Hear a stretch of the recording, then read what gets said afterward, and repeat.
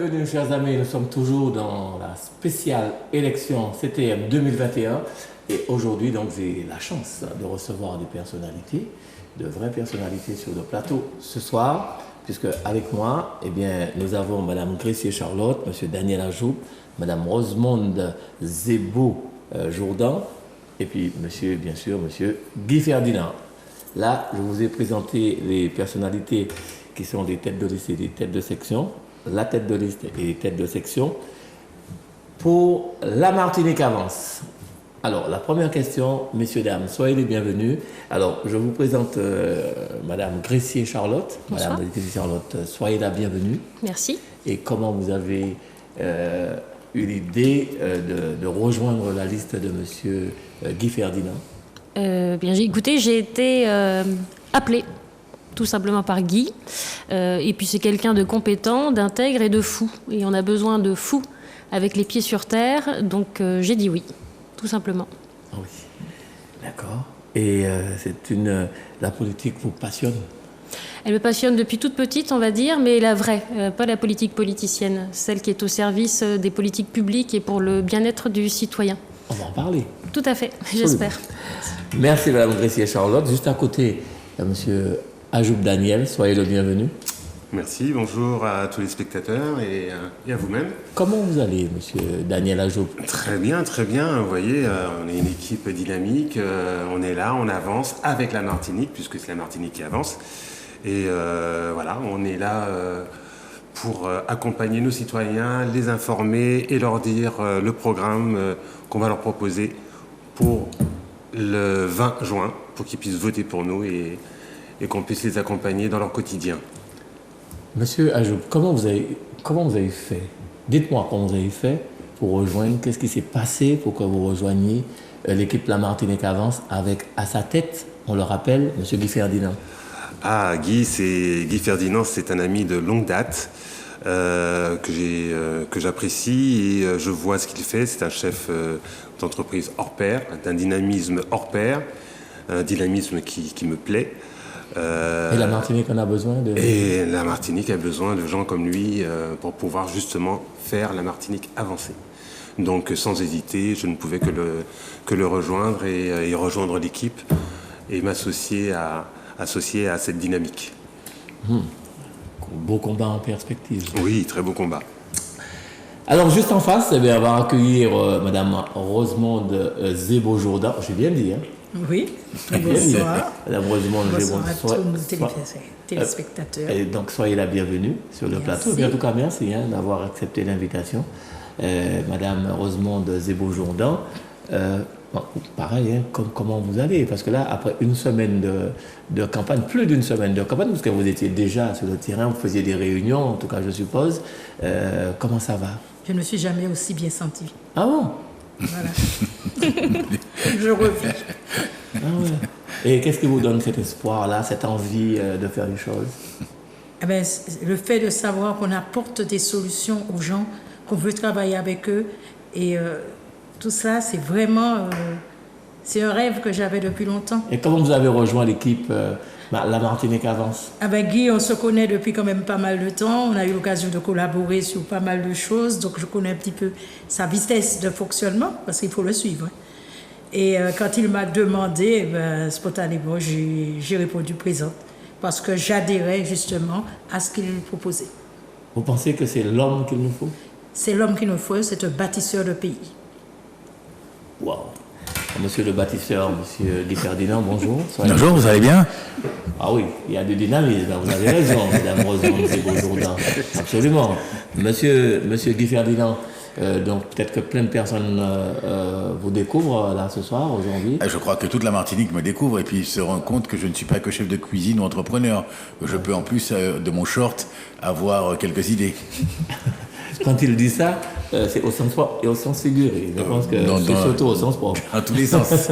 Alors, monsieur Guy Ferdinand, j'ai été assez frappé par votre affiche, je préfère vous le dire. Vous étiez tout seul. Alors, il y en a 14. Il y a 13 affiches où il y a donc la tête de liste et puis vous avez les têtes de section sur toutes les affiches. La seule affiche où il n'y a qu'une seule personne, c'est votre affiche, la Martinique avance. C'est un choix, est-ce que c'est un message qui est déjà envoyé à travers cette affiche? Non, on a une équipe marketing qui est extrêmement forte et extrêmement bien positionnée et on a privilégié la notoriété. Je suis plus connu que les chefs de section et donc on a affiché la photo du plus connu et du plus fou de l'ensemble de la section. C'est vraiment l'homme qu'il nous faut. Vous êtes l'homme qu'il nous faut là-bas. C'est ce que vous avez écrit, hein, sur l'affiche. Non, j'ai dit que je suis le candidat. Le candidat. Je vois que vous avez bien lu l'affiche. Vous êtes le candidat. Oui, je suis le candidat. Si on veut faire avancer la Martinique et la faire changer, je suis le candidat. Je n'en vois pas d'autres. Je suis désolé.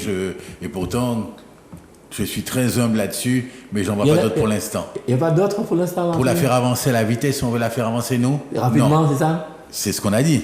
Parce que la faire avancer, ouais, mais la faire avancer rapidement, c'est autre chose. Il faut connaître ce qui s'est passé avant pour pouvoir la faire avancer rapidement. Quel que soit ce qui soit passé. Hériter d'hier, hein, c'est ce qui est écrit. Hériter d'hier pour conduire rapidement demain. Rapidement demain. Ce qu'il veut dire, c'est que, je vais vous donner un exemple pour que vous soyez bien conscient de ce qu'on dit. En fonction de la cote, le cycliste choisit le braquet qu'il utilise. Quand on met 52-12, c'est qu'on est un gagnant et qu'on va arriver en haut de la cote le premier. C'est ça, ça dépend d'une question de braquet. Donc les gens qui vont nous choisir, c'est des gens qui sont sûrs du braquet qu'on est capable de développer. Waouh! Eh bien, c'est très imagé, mais en tout cas, on comprend mieux. Mais les cyclistes, quand on va leur dire 52-12, ils vont c'est bois pour nous aller. Voilà, vous avez compris. Oui. Et puis, alors, je vois que vous avez la couleur rouge, sauf Madame Gressier-Charlotte. Oui. Elle est plutôt blanche. Bon. Mais c'est pas pour ça.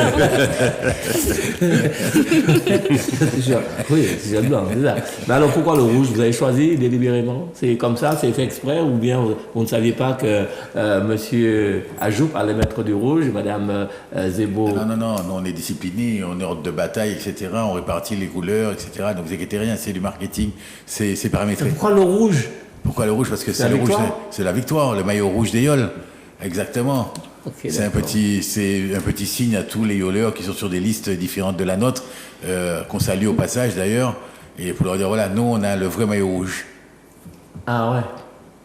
Mais je crois que les champions sont sur d'autres listes, mais bon, ça c'est autre chose. Alors, messieurs, dames, on va vraiment rentrer dans le vif du sujet. C'était une présentation. Alors, on a 1h30.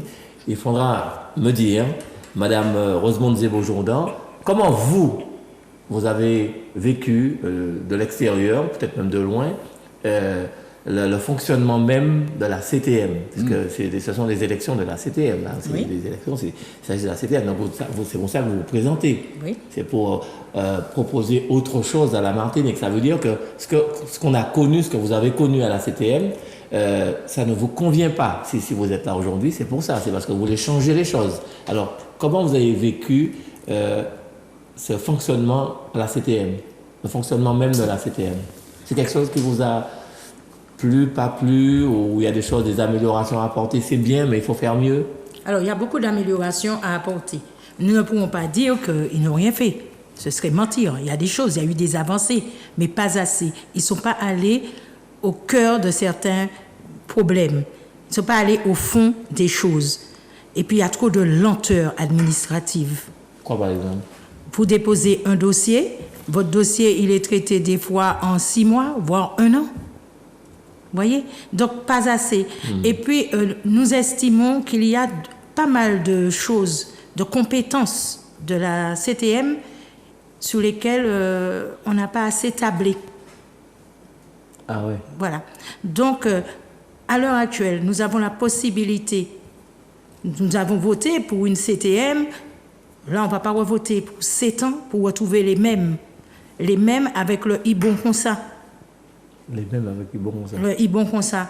Nous, on veut aller plus loin, nous avons des solutions à apporter et nous ne voulons pas justement faire à la place du Martiniquais. Nous voulons que le Martiniquais soit l'acteur de son devenir. C'est avec lui. Ce n'est pas en décidant des choses sans consulter la base qu'on réussira. La base, c'est la population. La population. Mais la population a déjà été consultée? Non, parce que quand vous prenez une décision, par exemple, pour les marins-pêcheurs ou pour le BTP, bien souvent, ils ne sont pas consultés. Il y a des décisions qui sont prises et les personnes qui sont au cœur même du problème, ne sont pas assez concertés, alors qu'ils peuvent justement nous donner des solutions. Ce sont les vrais spécialistes. Ce sont les vrais spécialistes. On ne les consulte pas. C'est à Kachebela Chepella, qu'à sortir si chaud ou si frais. D'accord. Bien. Donc, pas tout à fait satisfaite de ce qui s'est passé. Pas tout à fait. D'accord. Alors, M. Daniel Ajoup, Oui. vous avez vu le fonctionnement de la CTM, au cœur même de la CTM, tout ce qui est exécutif, tout ce qui est assemblée. Hein, il y a eu des choses qui n'allaient pas, parce que bon, c'est un peu la Martinique qui souffre après, hein, quand les choses ne vont pas bien. Comment vous avez vécu ça? Comment vous analysez ça?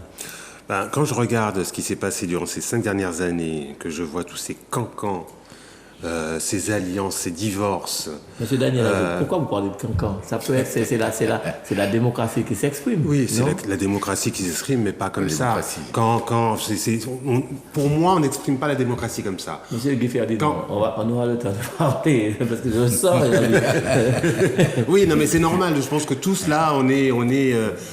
Non. Exprimez-vous. Alors justement, comme je vous disais, quand on voit ce qui s'est passé à la CTM, qu'on voit les alliances, les divorces, des gens qui ne sont pas d'accord sur des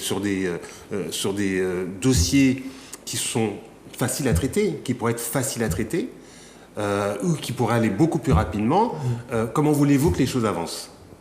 On est en train de tergiverser sur des dossiers, sur des décisions à prendre qui peuvent être rapides, alors que c'est des choses qui sont simples. Nous, on avance des idées simples avec des solutions simples qu'ils auraient pu mettre en œuvre depuis très longtemps.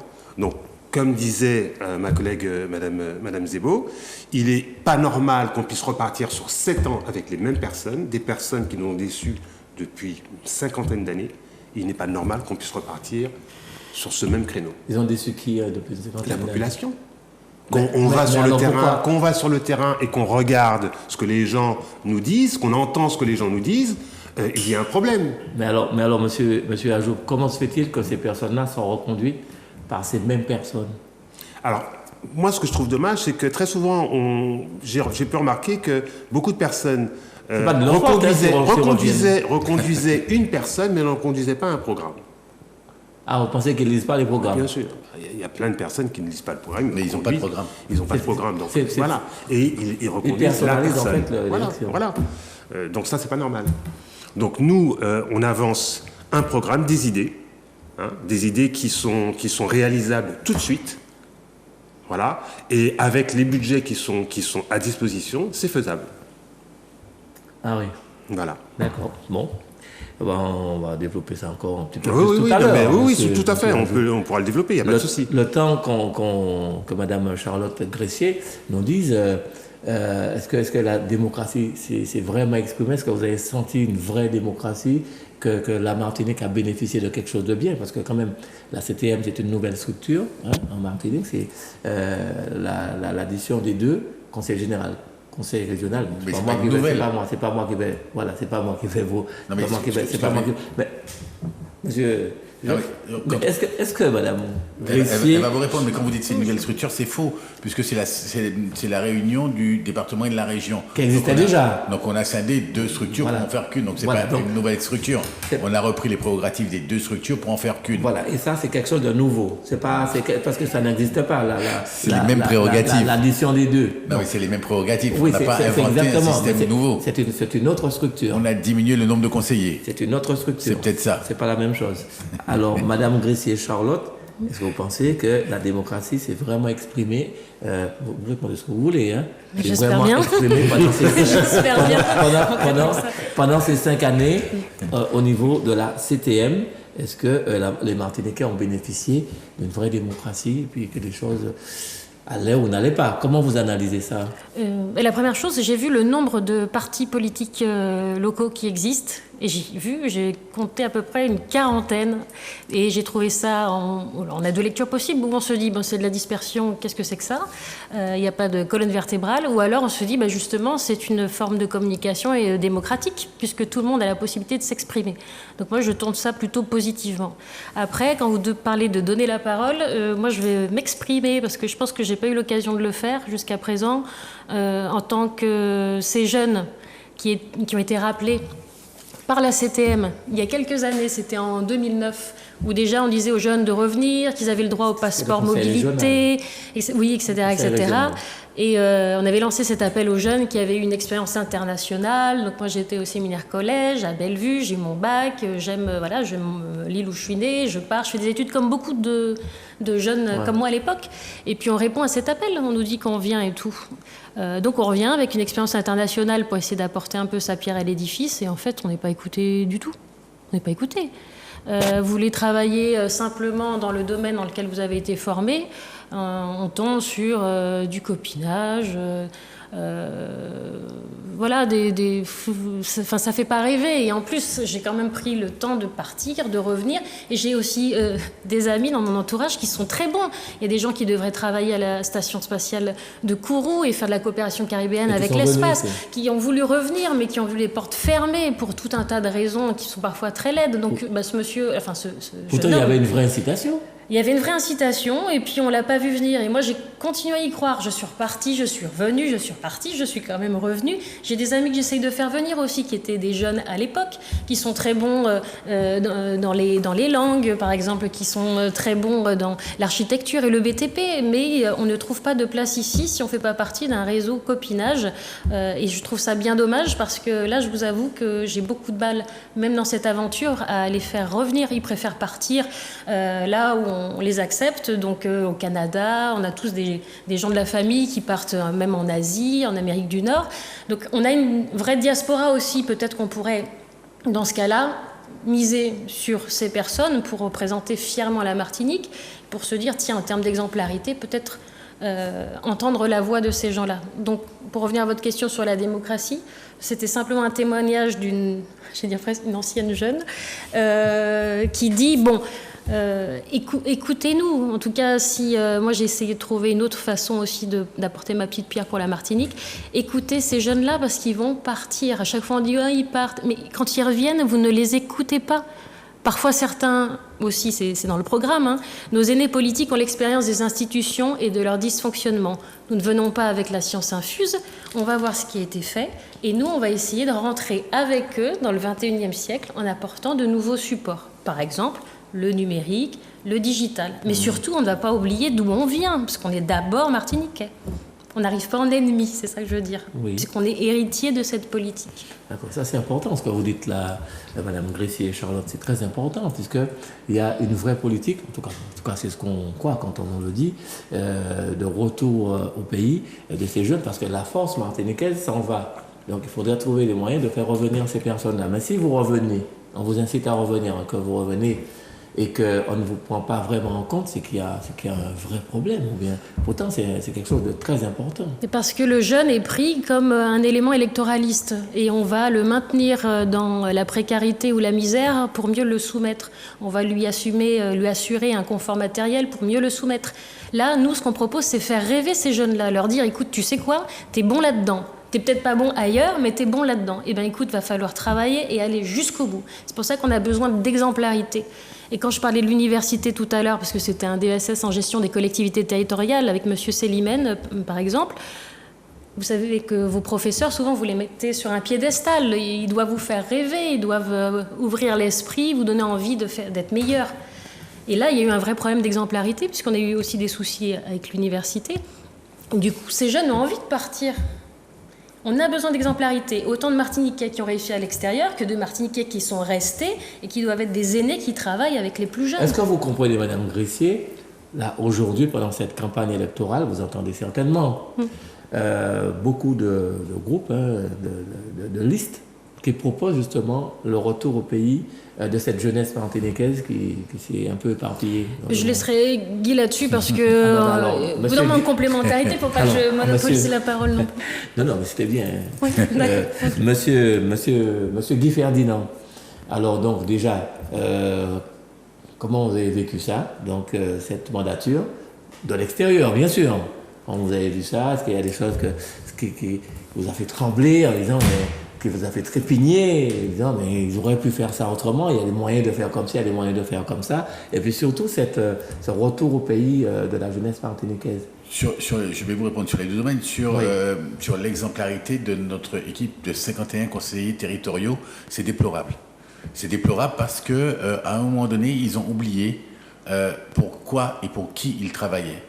Ils sont là, mis en place par le peuple martiniquais pour répondre aux besoins du peuple martiniquais. Alors, ce qu'on a vu, et ce n'est pas uniquement mon interprétation, ce que l'ensemble des Martiniquais a vu, c'est ce déchirement de la CTM où on met une motion pour un point-virgule, on interpelle parce que celui-ci a fait ci, et c'est pas moi qui conduis le projet, et c'est toi qui décides, et c'est pas moi. À aucun moment, ces 51 personnes ne se sont dit qu'ils travaillaient pour les Martiniquais. À aucun moment. Vous pensez que ce sont des élections qui continuent encore dans l'arène? Non, c'est du règlement de compte et de l'ego et du pouvoir. Donc c'est ça. On m'a expliqué aujourd'hui, parce que je ne comprenais pas pourquoi députés et sénateurs postulaient à la CTM. On m'a dit, mais c'est des gens qui sont avides de pouvoir et qui veulent avoir le pouvoir. Parce que pour moi, quand politiquement tu es arrivé à la députation ou quand tu es sénateur, tu as fait un progrès politique intéressant. Pour moi, c'est une marche de plus que d'être président d'une collectivité territoriale. Eh ben non. Il faut avoir le pouvoir à l'extérieur et le pouvoir à l'intérieur. Il faut avoir cette reconnaissance du peuple pour qu'on dise que c'est toi qui as fait les choses. Aujourd'hui, notre démarche est un petit peu différente. Nous, on souhaite que le Martiniquais soit au milieu de notre débat et que ce soit lui qui fasse les choses. Donc effectivement, quand on voit le cas de Séguineau, on va parler de choses claires. Quand le président de l'exécutif dit qu'il ne paye pas Séguineau, Oui. clairement, il ne donne pas d'eau aux gens qui en ont besoin. Et à ce moment-là, il se met en porte-à-faux avec son rôle qui est de rendre plus facile la vie des Martiniquais, quel que soit son engagement politique, sa considération partisane ou ce qu'il veut. Mais au moment où il prend cette décision-là, il impacte sur le quotidien des Martiniquais, pour lesquels c'est eux qui ont voté pour lui. Donc il devrait, en principe, leur faciliter le travail. Pour les jeunes, on voudrait me faire croire, tous les programmes que j'ai lus disent que nos jeunes qui partent, il faut qu'ils reviennent. On voudrait vouloir une Martinique essentiellement ouverte et faite par des Martiniquais. Je n'en vois pas l'intérêt. Nos jeunes qui partent, et je cite l'exemple de jeunes qui vivent aujourd'hui à Londres, à Singapour, à Washington, ils vont trouver, même en revenant au même niveau de salaire qu'ils ont aujourd'hui dans ces mégapoles, ils vont trouver la vie martiniquaise bien triste. Très bien, ils iront faire la Mercury, très bien, ils iront faire l'Éole, mais quand on a fini la Mercury, l'Éole, le Grand Laval, ils font quoi? Ils font quoi? C'est quoi l'offre? Aujourd'hui, quand on vit à Washington ou à Singapour, on mange 24 heures sur 24, on peut dormir dans n'importe quel hôtel, on a n'importe quelle attraction à portée de main, on va à Barcelone pour 89 €, aujourd'hui on va à Pointe-à-Pitre pour 230 €. Donc le gars ne peut même pas s'exporter ou aller à l'extérieur. Moi, ce que j'aime, c'est que ces Martiniquais partent et qu'ils fassent l'image de la Martinique à l'extérieur et qu'on ait à ce moment-là une immigration choisie si on en a besoin. Mais on voudrait faire croire qu'il faudrait que la Martinique soit réservée aux Martiniquais. Je n'en comprends pas bien le sens. Mais la Martinique, elle est réservée aux gens qui ont envie de la faire avancer. Mais la jeunesse martiniquaise est quand même... je ne sais pas, est-ce que vous pensez que le retour de la jeunesse martiniquaise, c'est pas nécessaire? Mais pour faire quoi? Ils reviennent faire quoi? S'ils sont partis créer une expérience. On est insulaire, on n'est pas continentaux. On est insulaire. Le propre de l'insulaire, c'est d'aller s'inspirer de ce qui se fait ailleurs, de revenir ou pas, et d'exporter ce qu'il est. C'est ça l'intérêt. Si aujourd'hui 30-40% de notre jeunesse sont dans toutes les mégapoles du monde et qu'ils disent et qu'ils sont les meilleurs dans ces mégapoles et que ça nous crée un flux touristique parce que tout le monde va vouloir savoir d'où ils viennent, oui, ça c'est génial. Mais alors comment on va faire? Puisqu'on dit que, on le dit, peut-être même, c'est peut-être vrai, c'est même vrai que la Martinique serait l'un des, départements plus vieux de France. Mais à nous de repeupler la Martinique. Mais comment? Si on améliore, je vais vous expliquer un truc extrêmement basique, oui. Mais si on arrête de passer 3 heures sur la route tous les jours, on aura plus de temps à passer au lit. Donc si on règle le problème du transport, on a peut-être réglé une partie du problème de la démographie. Si on rend les Martiniquais plus heureux, peut-être qu'ils auront envie de faire des enfants parce que le lendemain va leur paraître plus accessible, plus beau, plus joli. Donc il faut pas croire qu'aujourd'hui on est un peuple quand même qui se multiplie plutôt pas trop mal, plutôt en journée d'ailleurs.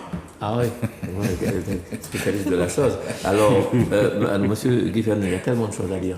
Mais madame Zébo Jourdan, Rosemonde, non, j'aime bien tout dire. Je vois que monsieur, je ne vais pas dire madame Zébo, mais je préfère dire madame Zébo Jourdan, Rosemonde, vous êtes une femme du peuple. Oui. D'accord. Donc vous voyez comment vivent pas mal de personnes, beaucoup de personnes. Il y en a qui vivent dans mais une vraie précarité. C'est pas, on le dit comme ça là, mais c'est une vraie réalité. Et est-ce que vous avez le sentiment justement que les pouvoirs publics, parce que tout à l'heure là, j'ai entendu monsieur Guy Ferdinand dire, peut-être qu'on sera, bon ça, pas le dire là sur le plateau, mais est-ce que vous avez le sentiment, vous savez de quoi je parle, monsieur Guy Ferdinand? Du tout. Mais vous pouvez le dire, hein, on n'a rien à cacher. Hein. Peut-être qu'on deviendra comme eux dans 5 ans, mais bon, c'est bien grave. Oui, voilà, peut-être, mais nous on est novices, donc on a la chance des débutants. À débutants, mais bon. Alors, mais des observateurs quand même. Madame Zébo Jourdan, est-ce que vous avez le sentiment qu'on s'est occupé de ces personnes-là? Est-ce que vous pensez que ces personnes-là vivent mieux ou alors pire qu'avant? Rien n'a changé. Ah ouais, à ce point-là, vous pensez? Rien n'a changé. Et c'est pour cette raison, justement, quand Est-ce que vous avez pensé à ça dans votre programme? Bien sûr. Ah bon? Bien sûr, vous allez nous en parler alors. Voilà. Parce que quand on me dit faire revenir, par exemple, le jeune, je ne vais pas rester longtemps là-dessus, mais on lui propose quoi? L'attractivité du territoire. Les embouteillages? Voilà. Entre autres, mais moi je parle de l'attractivité. Nous avons une population de plus en plus vieillissante parce que la jeunesse, elle part. Alors c'est vrai qu'on parle beaucoup de ceux qui sont partis et qui on va les faire revenir parce qu'ils sont hyper diplômés. Mais a-t-on pensé à celui qui peut-être n'a pas fait beaucoup d'études et qui ne trouve pas de travail? Donc moi je suis pour l'école de la jeunesse. Voilà, je suis pour l'école de la deuxième chance, de la troisième chance, de la quatrième chance. Et puis il faut aussi que nous aidions les entreprises à se créer sur le territoire, mais avec un plan jeune. C'est-à-dire que la CTM pourra aider une entreprise à partir du moment qu'elle a un plan jeune et il y aura un suivi. Il n'est pas question de donner de l'argent comme ça. Il faut regarder l'état des lieux, il faudra évaluer pendant et après. Il faudra dépenser l'argent public à bon escient. Donc quand je parle d'intégrer un plan jeune, ça veut dire que c'est la formation. Oui, mais mais il y en a qui ont besoin. Ils peuvent être formés, pas forcément dans les écoles. Parce que justement, on a parlé dans notre programme d'enfants qui arrivent en 6e, illettrés et tout. Les artisans, les métiers manuels, nous avons tendance à les mépriser. Donc, vous voyez, quand vous avez un artisan, maintenant vous avez besoin d'arranger une paire de chaussures, un truc, même un cordonnier. C'est vrai. OK? Donc, c'est ça. Nous voulons justement que quand l'entreprise a un plan jeune, il prend ce jeune, il va le former.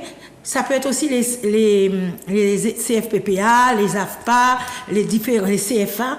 Donc, l'apprentissage. Et ce jeune, on va aider l'entreprise justement, beaucoup plus que ça ne l'est maintenant, pour pouvoir accueillir ces jeunes, les former et les amener à la qualification. Donc, ce jeune qui est amené à la qualification, il pourra avoir un salaire décent et qui sait peut-être créer lui aussi sa propre entreprise. Ce sera toujours accompagné par vous. On l'accompagnera jusqu'à ce qu'il devienne autonome. C'est comme vous avez un enfant, vous l'aidez pendant toute son enfance et tout, et vous le poussez vers une certaine indépendance. Mais il faut pouvoir l'armer pour qu'il soit fort. Parce que moi, on me parle, oui, il y a les diplômés, il y a tout. Je ne crache pas dessus, au contraire. Mais il faut penser aux autres. Vous voyez? Et c'est ça qui va nous permettre justement d'évoluer dans cette Martinique, avoir un meilleur statut financier pour les uns et les autres. Donc on parle là, c'était plutôt sur... la précarité aussi. Oui, d'accord, mais pas bon. Enfin bref. Alors, Prête pour la politique. j'ai bien compris ça. Alors, monsieur Ajoup, Oui. donc, parlons justement de cette précarité, puisque Madame Zébo-Jourdan nous a donné un petit aperçu. Mais vous-même, au niveau social, hein, je disais, on a beaucoup de soucis, enfin, des personnes ont beaucoup de soucis. Il y en a qui ont 300, 400, 500 euros pour vivre par mois. Nous sommes en dessous même du seuil de pauvreté. Et ça existe, hein. Donc, on dit ça là, comme ça, là, mais messieurs, dames. Ça existe, mais on compte sur vous. Effectivement. On compte sur vous qui prenez l'engagement de mieux faire aller les choses, puisque si je dois relire encore, des solutions immédiates et pratiques pour améliorer l'existant. C'est ce que je lis chez vous. Oui. Tu vois? Et donc, qu'est-ce qu'on pourrait faire? Parce que les gens qui là sont en ce moment en train de vous écouter, de nous entendre, ils se disent, mais qui ça y est, fait? Bah, nous, on est 400 euros, c'est mon dernier l'argent, pas sûr, mais nous là, nous c'est des timades, nous qu'après, en fait. Est-ce qu'il y a moyen vraiment, est-ce que c'est légal déjà, de pouvoir aider ces personnes-là? Bah, un petit plus, puis peut-être, je ne sais pas comment, sous quelle forme. Parce que madame, vous disiez tout à l'heure que nous, si on a l'argent comme ça, hein, il faudrait qu'il y ait une sorte de contrepartie. Mais est-ce que vous y avez pensé? Bien sûr, c'est-à-dire que... Et vous n'avez pas souffert? Je pense qu'il faut qu'il y ait une implication déjà des Martiniquais.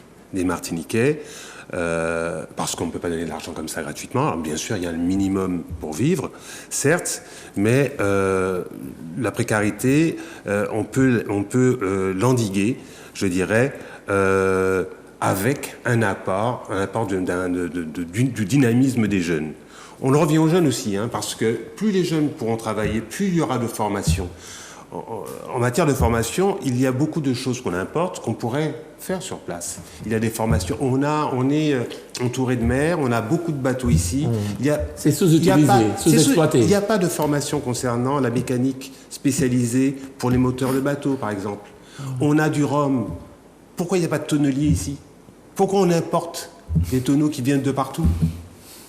Ça, c'est des filières à développer. Vous voyez, il y a plein de petites filières comme ça qu'on pourrait développer, qui permettraient non seulement à ce que les jeunes puissent avoir des débouchés, donc être formés sur place et avoir des débouchés, ok, et bien sûr apporter une certaine aide aux grandes personnes en leur facilitant, quand on dit qu'on veut améliorer leur vie, c'est aussi pouvoir améliorer leur vie de tous les jours, pouvoir sortir, pouvoir aller voir leurs amis, créer des structures, ok, accompagner des associations qui encadrent qui encadrent ces personnes. C'est tout ça qu'on peut apporter. Vous voyez? Et tout ça, ça améliore le quotidien de ces personnes. Et ils vous entendent? Voilà. Ils vous attendent? Elles nous entendent et on arrive, on est là. On arrive le 21. On est là, hein. Madame Charlotte Gressier. Oui. Donc, oui, allez-y. Et juste pour finir, allez-y. on est à l'écoute de ces personnes. Donc on est là pour les écouter et les accompagner par la suite. Voilà. Qu'est-ce qu'ils veulent? Qu'ils nous disent ce qui va pas. On le voit, mais qu'ils nous disent vraiment ce qu'ils veulent. Et Et vous on en pourra les accompagner dans ce sens-là. Ah, ils vous ont encore rien dit? Vous êtes allé les voir sur place? Mais bien sûr qu'on a été les voir sur place. D'accord. Ok. Et il n'y a pas que cette précarité, mais il y a aussi la précarité au niveau social des gens qui ont des handicaps. Artistes. Voilà. Les artistes qui sont... Tout à fait. Alors on parle déjà de cette partie sociale. On a toutes les personnes qui sont handicapées. Vous avez énormément d'enfants, qui ont des problèmes de santé qui sont dus à l'atmosphère, au chlordécone et autres. Et tous les médecins sont d'accord en Martinique pour dire qu'il y a un problème à ce niveau-là. On a de plus en plus de naissances avec des problèmes de santé. C'est dû à quoi d'après vous? C'est dû aux pesticides, à l'environnement, à pas mal de choses, à tout ce qu'on mangeons local. Hein, c'est toujours la queue dans les fast-food et autres. Donc mangeons local, je suis sûr qu'on se portera beaucoup mieux. Vous voyez? Concernant les artistes, moi je voudrais parler des artistes parce que je suis artiste moi-même et il y a une certaine précarité au niveau des artistes. Ils ne sont pas pris en compte. Vous savez, la CTM aujourd'hui est incapable de dire combien d'artistes il y a en Martinique, ok? Combien d'artistes il y a en Martinique, et ce sont des associations d'artistes qui font le boulot. C'est eux qui font le boulot. C'est eux qui font l'inventaire des artistes qui y a en Martinique. Alors, il y a très peu de professionnels. Aujourd'hui, pour pouvoir prétendre à une cotisation pour la retraite ou avoir une indemnité après une année au Pôle emploi, en tant qu'intermittent, c'est 507 heures. Aujourd'hui, il faut se battre pour ramener ces 507 heures au moins à 300 heures. Pourquoi ? Parce qu'on n'est pas un pays comme la France, on est une petite île, et vous avez aujourd'hui au moins 400 artistes professionnels déclarés, mais il y en a beaucoup plus. Il faut les accompagner. Un artiste, pour moi, reste un créatif, un créateur. Okay ? Donc, il faut qu'il y ait des bureaux pour les accompagner, pour les conseiller, pour qu'ils sachent comment. Et puis, il nous faut un conservatoire. Je ne comprends pas qu'en Guadeloupe, il y a un conservatoire. En Guyane, il y a un conservatoire. Okay ? Donc, on peut avoir des structures qui permettent aux gens de pouvoir s'exprimer. Peut-être que vous, les artistes, vous ne faites pas la demande. On ne fait pas la demande, mais peut-être. Si. Alors pourquoi vous n'êtes pas écouté attendez, alors ? Il y a un projet qui a été demandé depuis pas mal d'années, un projet de zénith. Vous savez ce que c'est un zénith ? Un zénith, c'est minimum 3 à 5 000 personnes. Ouais. Qu'est-ce qu'on fait avec un zénith en Martinique ? Dites-moi. Qu'est-ce qu'on fait avec cet argent qui représente des millions et des millions d'euros peut être versé à différentes associations qui accompagnent les artistes, aussi bien des musiciens, des plasticiens, des écrivains. Il faut créer des résidences d'écriture, de musique. Il faut on est caribéens. Il faut mettre en place des échanges entre la Caraïbe, des échanges avec la métropole, l'Hexagone, l'Afrique. Il faut qu'on puisse faire voyager notre créativité à travers le monde entier. Disons, c'est un jour. Merci. Ah ben oui, non mais moi je suis. C'est pas la mission plaisir. Hein. Moi je vous dis, moi ça me sidère. Vous voyez, vous avez la CTM devrait aider des établissements. On devrait prendre ça en main. Merci, monsieur. Mais le cas, il faillit. Il y a encore des choses à dire. Ah bah oui, il y a énormément de choses à dire. Alors, on attendait à Mme Gressler-Charlotte. Oui. Alors, je reste toujours sur le côté social. Oui. Vous avez certainement dû rencontrer des personnes, peut-être même des mamies ou des personnes qui ne travaillent pas, qui vous disent, peut-être que vous leur avez touché un mot en disant que, nous, on se présente, on a besoin de votre force. Et ils vous ont dit, ah ouais, mais vous êtes... pareil, toutes les listes, dites-nous des bagailles, et puis quand vous êtes au pouvoir, il ne se passe rien. Alors que je viens avec une petite retraite de 300 €, ou bien moi-même, quand je suis au chômage, je ne touche pas beaucoup d'argent. Et qu'est-ce que ça vous fait? Et puis qu'est-ce que vous avez envie de faire avec l'équipe? Mais moi, j'ai déjà une obsession de l'héritage. J'en parle tout le temps à Guy. Et des héritages avec un S. C'est-à-dire que moi, j'ai tout simplement écouté mes parents au départ. Et j'ai cru un monde d'adultes responsables quand j'étais enfant et adolescente. Puis j'ai vu le fossé qu'il y avait quand j'ai grandi. Donc les grands-parents dont vous parlez et tout, j'ai écouté les miens, mais j'ai écouté aussi ceux des autres. Et encore une fois, quand on était au marché de Fort-de-France, on a rencontré une petite dame que je ne nommerai pas, parce qu'elle est assez pudique et qui était tout à fait lucide sur ce qui se passait. Et justement, elle ne se plaignait pas du tout, parce qu'il a fallu quand même lui tirer la vérité, les vers du nez, où elle se désolait de voir son fils qui est martiniquais, donc, et qui a dû aller jusqu'en Afrique pour monter son entreprise parce qu'il n'était pas écouté ici. Du coup, ça crée une distance, du coup, ça crée l'isolement. Mais si, et vous avez plein de personnes âgées qui sont en fait dans l'isolement total, et qu'ensuite on veut absolument mettre dans des EHPAD qui ne sont pas du tout de la culture de la Martinique.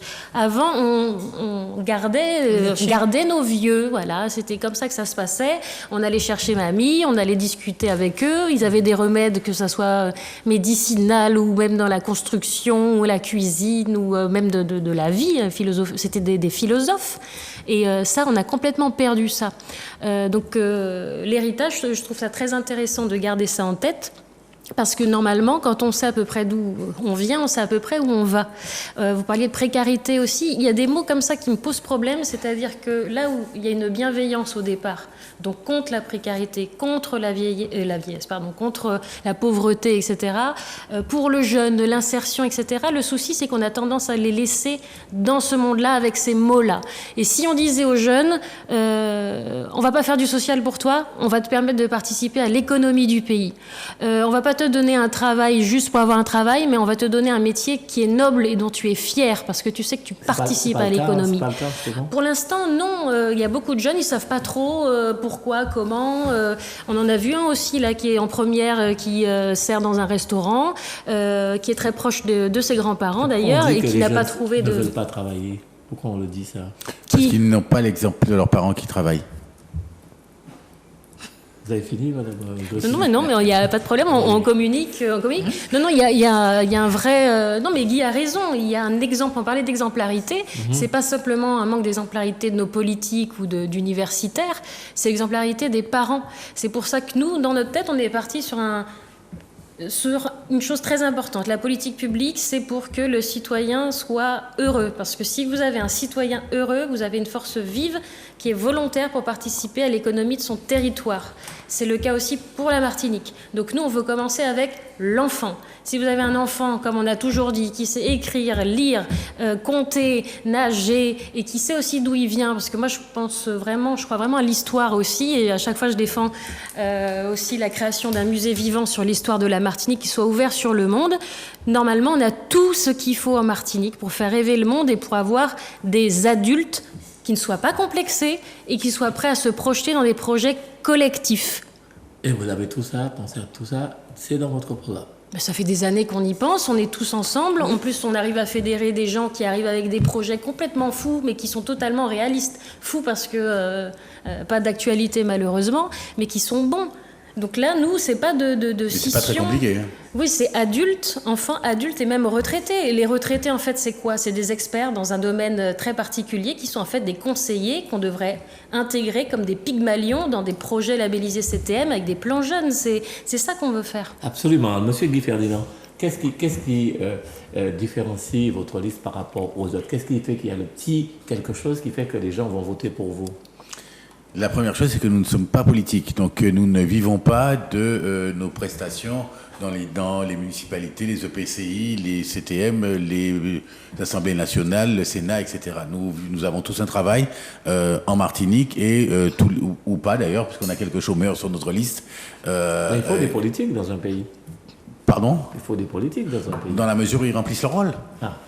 Dans la mesure où ils remplissent leur rôle et qui font avancer le pays. Aujourd'hui, dans la classe politique qu'on a, je suis au regret de le constater aujourd'hui, on a des gens qui pensent beaucoup à eux et moins aux autres. Donc en campagne électorale, ils vous promettent du béton, du grillage, de la tôle, des nouvelles routes, tout ce qui est possible et inimaginable, des viaducs, on va passer au-dessus des ronds-points, etc. Mais les gens et le constat que fait la population, ils sont déçus de tant de promesses qui ont été faites, auxquels ils ont cru et qu'ils ne sont pas assouvis aujourd'hui. Et leur misère n'a pas changé, quel que soit le président de la CTM qui était été élu. Et je trouve ça triste pour les Martiniquais. Alors, je crois que c'est M. Ajoub qui me le disait tout à l'heure, mais comment faire? Parce que vous dites que les gens sont déçus, vous l'avez dit tout à l'heure. Les gens sont déçus depuis 50 ans, ils ne voient rien avancer.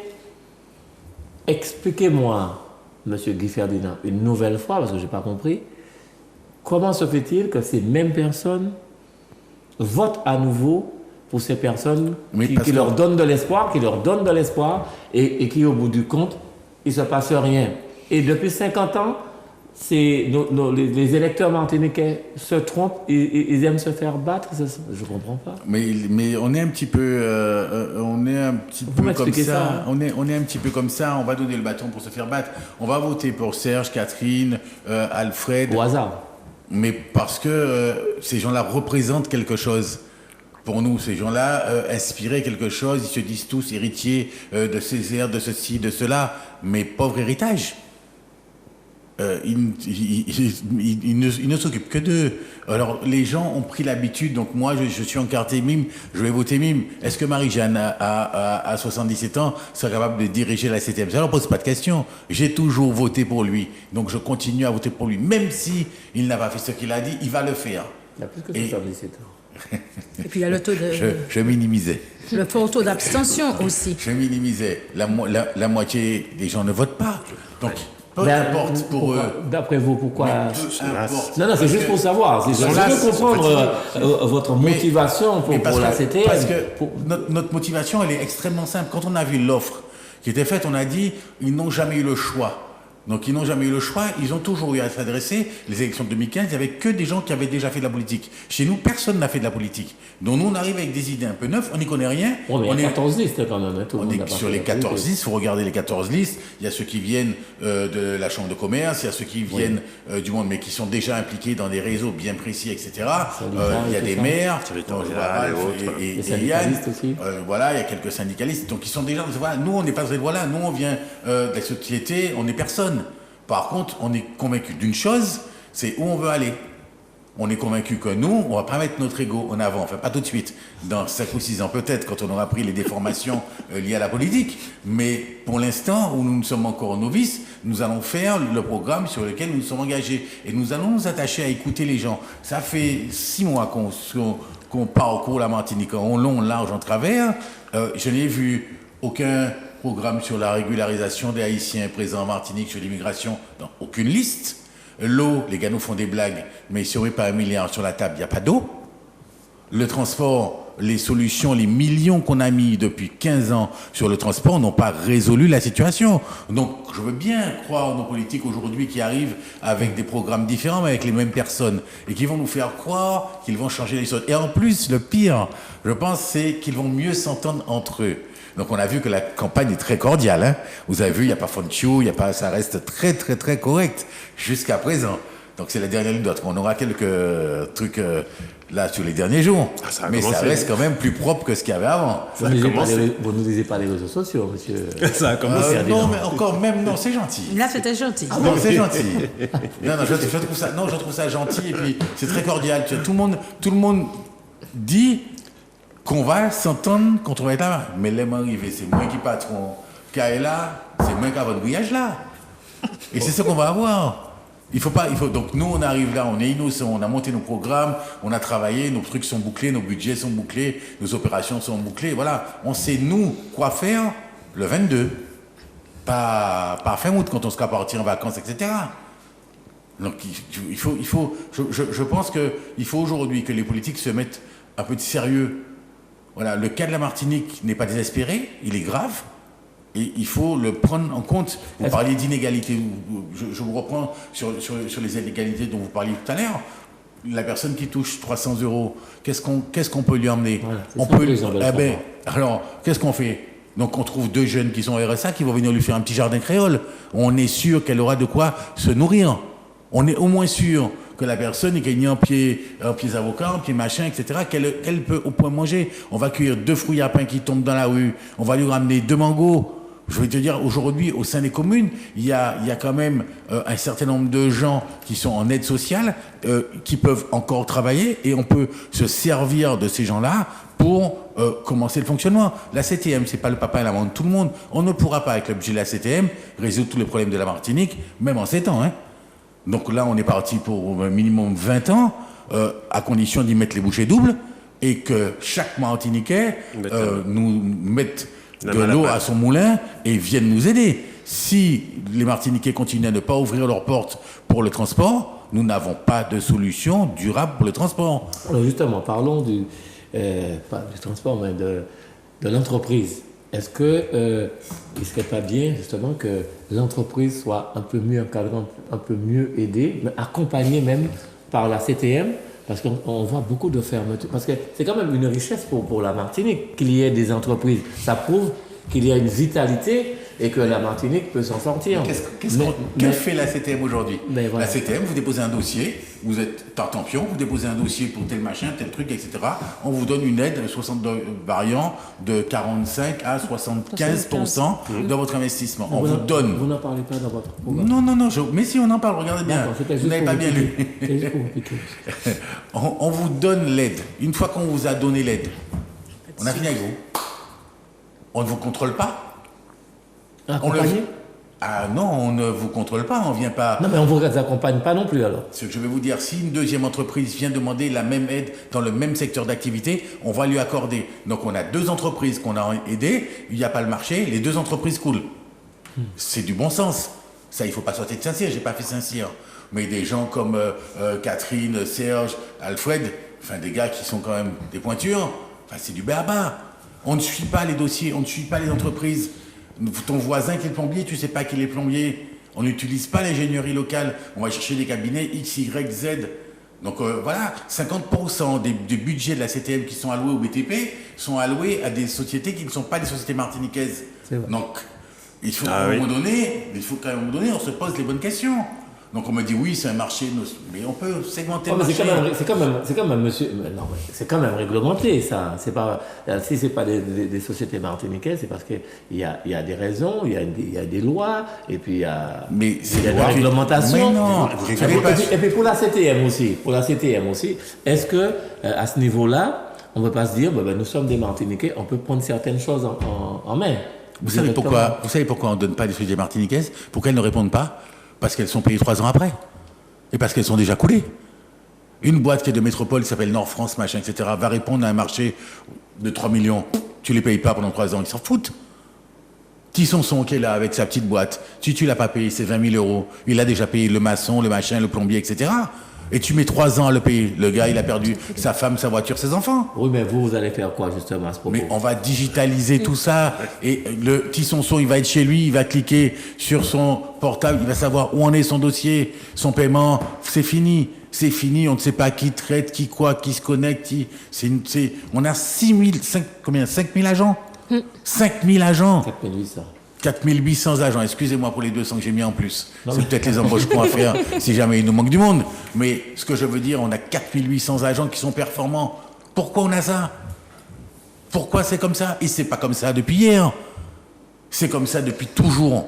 Et on se contente, Charlotte parlait de Ibon Consa, on se contente d'Ibon Consa. Mais non. Vous avez vraiment l'impression que le Ibon Consa fonctionne là? Vous avez vraiment l'impression? Parce qu'il y a quand même, encore une fois, il y a quand même des règles. La règle, quand vous avez fini le chantier, c'est qu'on vous paye. Et la règle, c'est pas qu'on vous paye 3 ans après. Si on vous a payé à 3 ans après, il y a des intérêts moratoires. Qui paye les intérêts moratoires? Si jamais vous faites valoir devant un avocat les intérêts moratoires à la CTM, vous n'avez plus jamais de marché. On a été discuter avec des gens qui sont propriétaires de boîtes, pas des gens... Voilà. Quand le gars vous dit qu'il a pris dans sa poche pour payer le maçon parce qu'il attend et que plus jamais de sa vie il va répondre à un appel d'offres de la CTM parce qu'il a failli perdre sa culotte, enfin... Vous allez digitaliser la Martinique. Oui, parce que pour nous, c'est une des solutions. Pour nous, si on fait ça, on va gagner du temps on va réduire les délais. On n'a pas d'autre option. C'est une option qui n'existait pas il y a 20 ans. On ne pouvait pas le faire il y a 20 ans. Aujourd'hui, on a les outils pour le faire, donc on va le faire. Alors, est-ce que le président actuel de la CTM a assez de recul? Est-ce qu'il a grandi avec la digitalisation pour pouvoir la porter? Voilà. Et c'est la question qu'on lui pose aujourd'hui. Je suis persuadé qu'il devrait y avoir non seulement un règlement Vous pouvez intérieur, prendre la parole quand vous voulez. non seulement un règlement intérieur au niveau de la CTM, et aussi des procédures. Voilà. Vous me dites qu'il y a des règles, il y a des lois. Oui. Concernant la facturation, par exemple, vous faites une facture, elle est payable à temps. 30 jours. 30 jours ou 60 jours, date de facture ou 60 jours fin de mois, peu importe. Oui. Il y a des lois, il y a des majorations qui doivent être appliquées. Elles ne sont pas appliquées et pourtant, ces entreprises, elles sont payées 6 mois, 1 an après. Quand vous parliez du BTP tout à l'heure, BTP, on voit avec le scandale qu'il y a eu dans le BTP par rapport à la Ménard, où on a fait venir des entreprises portugaises ou autres. Des Polonais. Des Polonais, voilà, qui étaient là. Ils sont venus avec leurs employés. Les travailleurs donc étrangers. Monsieur Ajoub, oui. l'entreprise est venue avec ses salariés. Oui. C'est-à-dire qu'ils auraient pu embaucher. C'est vrai, ils en ont embauché. Oui. Mais bon, ils auraient pu embaucher. Il y a des gens qui peuvent faire le travail. Vous avez vu ce ici. que ça fait que le BTP martiniquais est monté au créneau par rapport à ça, parce que c'est quelque part, c'était pas normal.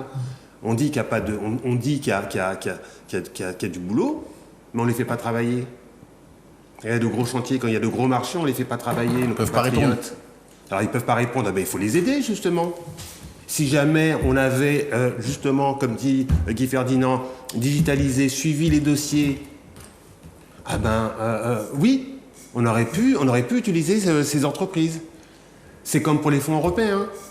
Il y a énormément de projets qui font appel à des projets, à des fonds européens. Ces fonds européens, il faut du monde pour pouvoir les monter, ces dossiers. Monsieur Ajoub. Depuis très peu de temps, on a des gens qui connaissent un peu le système. Monsieur Ajoub, dites-moi, vous analysez bien les dysfonctionnements, je vais appeler ça comme ça, les dysfonctionnements, là, les 4, vous analysez bien tout ça. Mais dites-moi, d'après vous, est-ce une volonté délibérée de faire couler les entreprises? Parce qu'en sachant, en payant les entreprises à 30 jours, 60 jours, 6 mois, on sait bien que les entreprises n'ont pas résisté. Est-ce que vous pensez, parce que quand même, ce sont des Martiniquais aussi, des dirigeants politiques, ils ne vont pas laisser couler les entreprises. Tout à fait. Dites-moi pourquoi vous dites ça et Alors, est-ce qu'il y a une volonté délibérée des responsables politiques de laisser faire comme ça? Dites-moi. Alors moi je veux juste déjà revenir sur une chose.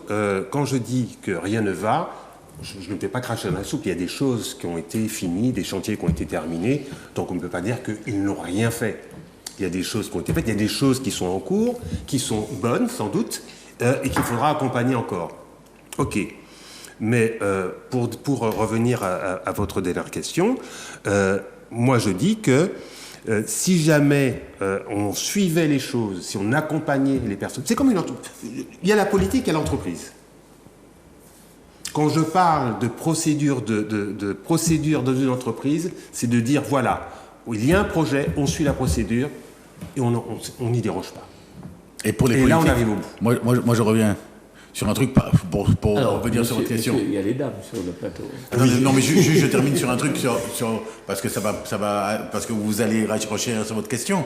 Le politique, une fois qu'il a fait le choix, il a dit je fais le TCSP. Il se frotte les seins. J'ai fait le TCSP, c'est moi, Sergio, je fais le TCSP. Magnifique. Mais l'entreprise qui a fait le TCSP, il s'en fout. C'est pas lui. Lui a pris la décision politique de le faire. Le reste, ce sont les agents. Donc, si le politique ne va pas, à un moment donné, contrôler ce qui se passe, il n'a pas le retour. Donc, ils ont des commissions, il y a des directions, il y a des DGS, il y a des DGA, il y a un outil de fou. On a 4800 personnes. C'est pas petite boîte. Donc, au moment où tu sais que ton TSP roule, il faut que tu t'assures que les gens qui ont été expropriés à Sainte-Thérèse ont été payés. Il faut que l'ensemble de la procédure que tu as mis en route soit faite. Et là, tu es crédible parce que tu as été au bout. Si tu n'as pas vérifié ça et que tu te gosses et que tu es le premier à inaugurer le TCSP alors que Moulin qui fait bagaille là pas payé et que tu ne le cites même pas quand tu fais l'inauguration, c'est pas très sympa. Donc on fait de la politique, on fait de l'esbrouf, on met plein de choses sur le nez des gens en disant j'ai fait, c'est moi qui météo là, c'est moi qui vais savoir. Non mais M. Guiferdi, on va comprendre que vous parlez des autres, mais vous, qu'est-ce que vous avez fait? On va s'assurer que les gens soient payés avant d'inaugurer. Ah oui. Oui, c'est pour ne pas verrer chez nous. D'accord, uniquement pour ça, d'accord. Et éviter que les dossiers, parce que souvent les dossiers sont faits par les agents et tout. Madame Zébo. Oui. Madame Zébo Jourdain, Rosemonde. Alors, surtout que des fois, les dossiers sont traités par les agents et tout, mais comme ce n'est pas digitalisé, le politique, il ne vérifie pas et tout, et des fois, ça s'empile sous son bureau, et lui, il n'a pas signé. Madame Rosemonde Zébo Jourdain, mais il y a des collaborateurs, ils ne sont pas tout seuls, les politiques. Mais quand vous voulez tout diriger, quand vous voulez avoir tout... faire tout, c'est vous qui devez signer tous les documents comme ça se passe actuellement. Allez au bureau actuel, vous allez voir la pile de dossiers qui est sur le bureau. Le bureau du président. Bien sûr. Non mais il faut dire les choses alors. Non, le nôtre bientôt, n'inquiétez pas. On n'en doute pas, parce que si vous proposez des choses comme ça, vous dites ça, Madame Zébo Jourdain, vous dites ça. Mais vous, comme il vient de dire là, bientôt ce sera à vous. Comment vous allez faire? Vous aurez des dossiers aussi. Oui. Le président aura aussi des dossiers. Mais comme ce sera digitalisé, nous pourrons suivre le dossier. C'est pas quelque chose qui va se faire dès que vous serez c'est une signature électronique. Digitalisation. Des solutions immédiates. Oui. Donc la digitalisation. Oui. D'accord. Une signature électronique. Oui, non, j'ai bien compris. Donc pendant que je suis à l'Assemblée nationale à Paris, je peux signer mes dossiers. D'accord. Et ça, c'est pas. Vous auriez dû leur dire ça, vous qui êtes un bon Martiniquais. Mais ils n'entendent pas. Tu leur dire non plus. Les gars, ils sont politiques depuis 50 ans. Oui, mais là, il y a quelqu'un qui vient de dire parmi vous quatre, avec l'aide de la population. Oui. Donc, il faut que la population soit là pour aider. Il faut qu'ils aient des oreilles. Ils pour entendre. D'accord. Vous avez l'impression qu'ils écoutent? Moi, vous êtes neutre? Absolument. Vous ne vivez pas ici? Non. C'est bien. Je ne vis pas où? Je ne sais pas, vous vivez pas en Martinique? Ah non, on peut vivre en Martinique et être neutre. Ah bon? Et être neutre et être martiniquais. D'accord. Ça, c'est pas un Ça, souci. c'est nouveau, ça. Ah d'accord, donc un Martiniquais ne peut pas être neutre. Bien. Alors vous vouliez intervenir à propos de ces entreprises, je crois. Ah non, c'était pour compléter surtout ce qui était dit sur... parce que vous disiez pourquoi ça ne marche pas, pourquoi on est dans le conflit de personnes, etc. Je pense que quand on se lance en politique, il faut vraiment se poser la question de pourquoi on se lance en politique, en fait. Oui. Et j'ai le sentiment que pour l'instant, on est beaucoup dans la revanche personnelle. Ah. Et alors que ça devrait être un idéal, en fait. J'ai regardé un petit peu les profils... La noblesse de la politique est en train de partir, on ne pas dire autre chose. Je regardais un petit peu les profils des candidats, etc. Et puis je repensais à la chanson de Jeanne Mona, Ma maman m'a dit. Et je me suis dit, mais peut-être qu'il faudrait qu'ils repensent à ce qu'ont dit leurs parents et se posent la question, est-ce que c'est le bien ou le mal que je suis en train de faire? C'est une vraie question parce que c'est vraiment important ça. Parce que c'est la base qui fait qu'après, que de ça va découler toute la politique qui est menée. Jusqu'à l'aménagement du territoire. Guy parlait du TCSP. Il ne faut pas que l'aménagement du territoire dépende de poches électoralistes, de poches électorales. Le TCSP n'est qu'au centre de la Martinique au départ. Il n'est pas au nord, il n'est pas au sud, il est au centre. Bon. Donc, essayer de comprendre d'abord pourquoi on s'engage en politique. Est-ce que c'est pour défendre des idéaux? Pour l'instant, je n'ai pas l'impression de voir des femmes et des hommes qui aiment leur île véritablement. Parce qu'elle est en train de mourir. Et quand je vois que l'ego est plus fort que l'amour de l'île, ça me pose vraiment problème. Je trouve ça vraiment triste. Vous pensez que... Merci, chère madame. Vous pensez que les Martiniquais aiment leur pays, les politiques? Ils l'aiment, mais ils n'en prennent pas soin. Ils n'en prennent pas soin. Je suis désolé, ils sont dans vraiment un rapport et c'est pour ça qu'on arrive et que on va changer les choses et que la nouvelle génération qui arrive va changer les choses. Aujourd'hui, on peut plus se contenter du populisme. On peut plus se contenter de c'est moi qui fais Sarbord, c'est moi qui météo là. C'est fini. Les gens, ils ont d'autres attentes, ils ont d'autres angoisses. Plus ça va, plus la société martiniquaise va grandir, plus les difficultés vont arriver. Je vous prends un exemple précis pour qu'on sache de quoi on parle. On parle de la cherté de la vie, on parle de l'octroi de mer. Tant que la collectivité ne fera pas d'économie et que les collectivités ne feront pas d'économie, nous ne pouvons pas moduler l'octroi de mer. Mais comment vous voulez faire? De toute façon, c'est presque une institution. Là, mais c'est presque une institution, quoi. Il faut qu'on rationalise. Il faut qu'on court après le gaspillage de l'argent public. Ah. Il faut qu'on optimise chaque euro qu'on met dans cette collectivité. Tant que la collectivité ne fera pas d'économie, ta brique de lait ne bougera pas de tarif. Puisque si je la bouge de tarif, je n'ai plus d'argent pour les collectivités, je n'ai plus d'argent pour mon action sociale, je n'ai plus d'argent pour mon aide aux entreprises, malgré les fonds européens. Donc il faut bien qu'on se mette ça, et c'est une adéquation. Voilà, il n'y a pas d'autre chemin de sortie sur ce modèle-là. Alors, c'est vrai que nous ne restons pas beaucoup de temps, mais je voulais quand même parler du côté santé ici en Martinique. Est-ce que vous avez le sentiment que malgré les difficultés, parce que des difficultés il y en a, que notre système de santé à la Martinique fonctionne bien, hein, par rapport à d'autres. Mais est-ce que on a le système minimum de santé, Madame Zebo-Jourdan, j'aime bien dire votre nom, Madame Zebo-Jourdan, j'aime bien dire. Oui, on va dire on a un minimum, comme dit Guy. C'est vrai peut-être qu'on est mieux loti que d'autres pays de la Caraïbe, mais ce n'est pas suffisant. Quand vous regardez que tout est centralisé, vraiment, c'est le cas d'un jeu de mots, hein, sous le centre. Regardez l'état de l'hôpital de Trinité. OK? Ça va être reconstruit. Ça va être reconstruit, mais après combien de temps, combien de galères il a fallu Madame Zebo-Jourdan, c'est parce que ce n'était pas digitalisé, comme dit monsieur... Non, là, on ne rigole pas, on est sérieux. Moi, je vous dirais simplement, je regarde par exemple l'hôpital du Carbet, si les gens ne s'étaient pas battus, parce que là, la population aussi est montée au créneau, la population du Nord Caraïbe. Par 2 fois, on a failli fermer cet hôpital. On a réussi à le garder. C'est toujours sur la sellette, Madame Zebo-Jourdan. Attendez, on l'a gardé pour faire un service de cardiologie, ce qui a permis de faire pas mal d'économies. Ensuite, on a pris ce service de cardiologie, on l'a emmené à la Ménard. Bon, on a pu ressauter à nouveau. Bon, c'est le plus grand centre de rééducation. Mais on est en train de dépouiller les communes. Vous imaginez que vous avez un problème au prêcheur. Ah, t'es mort. Le temps que les services, que les secours arrivent pour aller sur l'Amena ou des fois carrément Mangoville, c'est tout dépend. Mais ou Jadid. Mais vous préconisez quoi? Maison médicale avancée. Les maisons médicales avancées. Les maisons médicales avancées. Mais bien sûr que oui. La Mais bien sûr télésurveillance. que oui. Ça fait MMA. Mais comme vous voulez, mais des maisons médicales avancées. Je me suis coupé le pied au prêcheur, il faut que je descende à la Ménard pour me poser 3 points. C'est une blague, je trouve, sur le. Vous en prie, vous pouvez répondre. C'est les chimies qui vous appellent.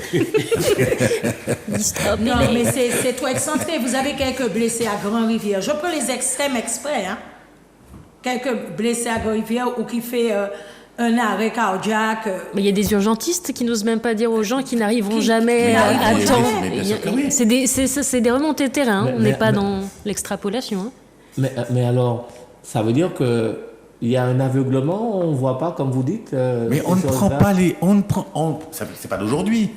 Oui, Ce n'est pas d'aujourd'hui. On ne prend pas le problème à corps. Qu'est-ce qu'on fait? On a du foncier à la CTM, on fait la maison, on la médicalise, on met les médecins, on a fini avec ça. La télésurveillance. Ça ne prend pas 20 ans. Aussi. Pendant ce temps-là, on perd des gens. C'est des vies humaines qu'on perd. Il n'y a pas un gynécologue dans le Nord. Pas un. Vous imaginez mais pour prendre un rendez-vous chez l'ophtalmo, par exemple, et tout, mais c'est la croix et la bannière. Vous en avez pour 1 an.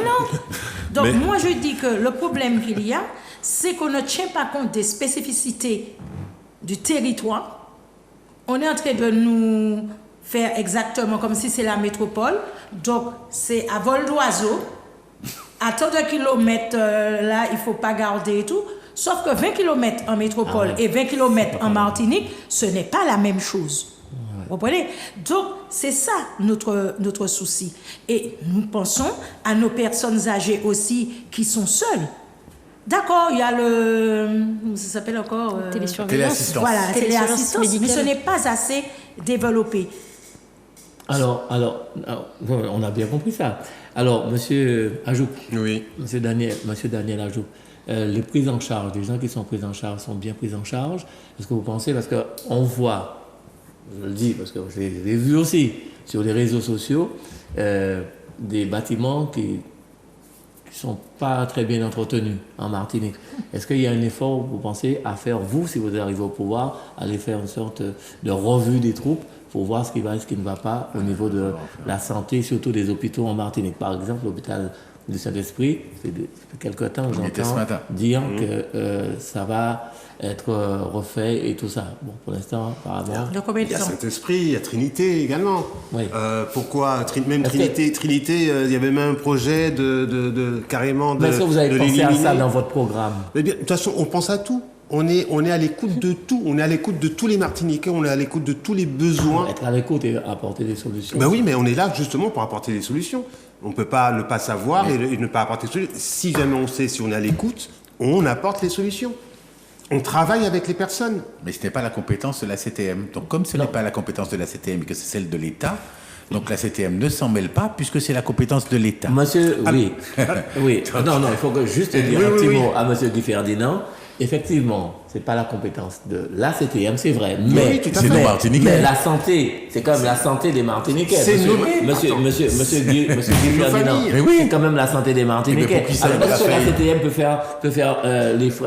peut faire l'économie Oui, on de peut le s'occuper- faire. Ah, Mais- d'accord, pardon. Vous n'avez pas compris ce que vous Comme disiez. on peut le faire, sauf comme on estime que c'est de la compétence de l'État, on ne va pas subroger à la compétence de l'État parce que l'État ne le fait pas. Non, Donc vous on va avez- laisser mourir les gens. On va laisser mourir les gens parce que c'est la compétence de l'État et c'est pas la nôtre. Et c'est là où je rejoins Charlotte, quand on fait un choix politique, quand on s'inscrit dans cette lignée politique de dire allez, je prends en charge les gens qui font partie de mon département, ma région, voilà, mon peuple, comme ils sont si fiers de dire, on s'en occupe. Je m'implique.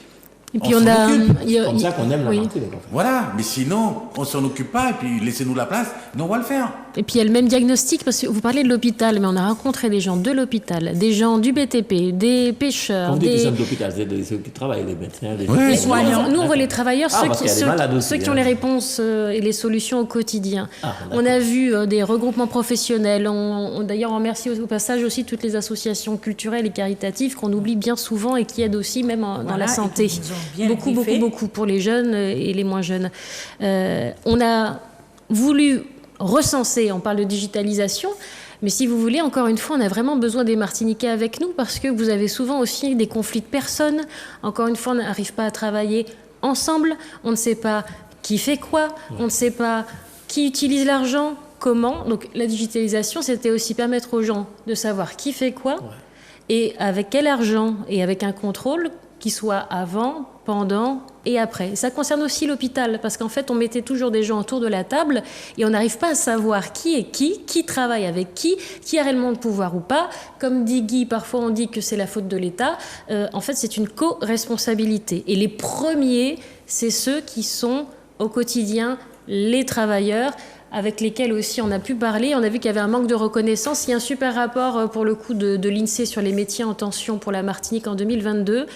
Vous avez tous les métiers de service aux particuliers, aux collectivités, dans les hôpitaux aussi. Est-ce que vous voyez, en dehors du manque parfois de formation aussi, et notamment auprès des infirmiers et infirmières, c'est le manque de reconnaissance. Il faut un débat en plénière pour savoir si on intervient pour les femmes battues. Il faut un débat en plénière pour savoir si on accorde l'association, si on accorde l'argent à l'association des femmes battues. Il faut un débat en plénière. Il faut que ça fasse débat. Une blague.